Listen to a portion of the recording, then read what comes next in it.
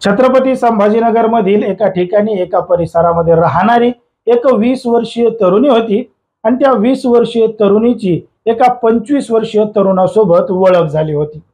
मग आता ओळख झाली, ओळखीचं रूपांतर मैत्रीमध्ये झालं आणि मैत्रीचं रूपांतर प्रेमामध्ये झालं।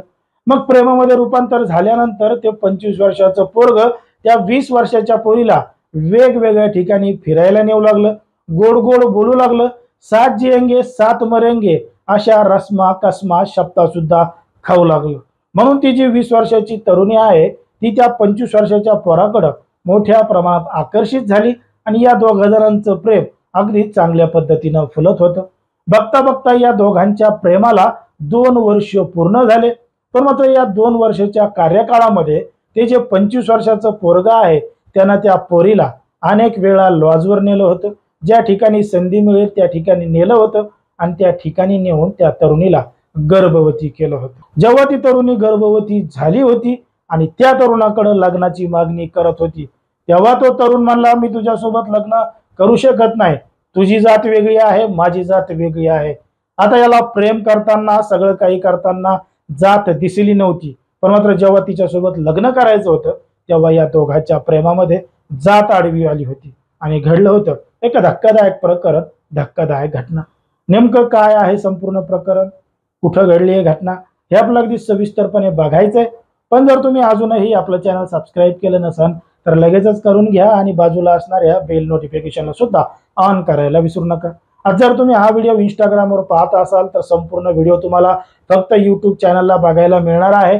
अर्धवट माहिती सांगितली, पूर्ण माहिती सांगितली नाही अशा कमेंट करू नका। पूर्ण व्हिडिओ तुम्हाला फक्त यूट्यूब चॅनलवर आपल्या गावरान गोष्टीवर बघायला मिळणार आहे।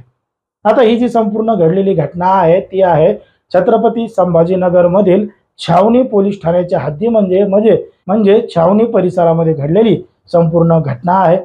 या ठिकाणी या परिसरामध्ये राहणारी एक 20 वर्षीय तरुणी आहे, तर त्याच परिसरामध्ये राहणारा एक 25 वर्षीय सागर नावाचा तरुण आहे।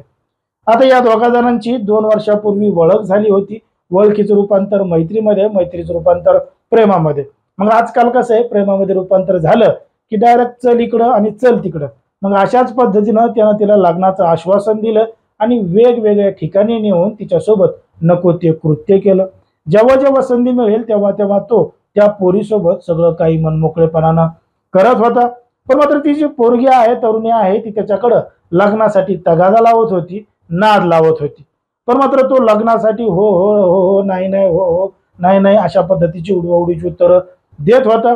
आणि बघता बघता या संपूर्ण प्रकरणामुळे ती जी तरुणी आहे ती गर्भवती झाली होती। मग आता गर्भवती झाल्यानंतर ही माहिती सगळ्यांना समजणार आहे, त्याचं नाव पुढे येणार आहे, म्हणून त्या तरुणीनं त्याच्याकडे थेट लग्नाचा तगादा लावला। तेव्हा तो तरुण म्हणला, मी तुझ्यासोबत लग्न करू शकत नाही, कारण की तुझी जात वेगळी आहे, माझी जात वेगळी आहे। मग याला जेव्हा प्रेम करायचं होतं, तिच्यासोबत लॉजवर जायचं होतं तेव्हा त्याला जात दिसली नव्हती, सगळं काही करताना जात दिसली नव्हती। आता तिच्यासोबत लग्न करायच्या टायमाला यानं तिची जात पाहिली होती आणि लग्न करायला विरोध केला होता। आता ती तरुणी गर्भवती झाल्यानंतर आणि तिनं एका मुलीला जन्म दिल्यानंतर हा तिला भेटायला सुद्धा गेला नाही, बोलायला सुद्धा गेला नाही, तिची प्रकृती नेमकी कशी आहे असं सुद्धा त्यानं विचारलं नाही आणि तिचा फोन सुद्धा उचलला नाही। आतापर्यंत तो फक्त अशा पद्धतीचे कारण देत होता, पण मात्र त्यानं तिला न विचारल्यामुळं हिनं थेट जवळचं पोलीस स्टेशन गाठलं, पोलिसांना माहिती दिली आणि घडलेला संपूर्ण प्रकार सांगितलेला आहे आणि पोलिसांनी त्या आरोपी तरुणाला ताब्यात घेतलं असून त्याच्यावर कायदेशीर कारवाई सुरू आहे।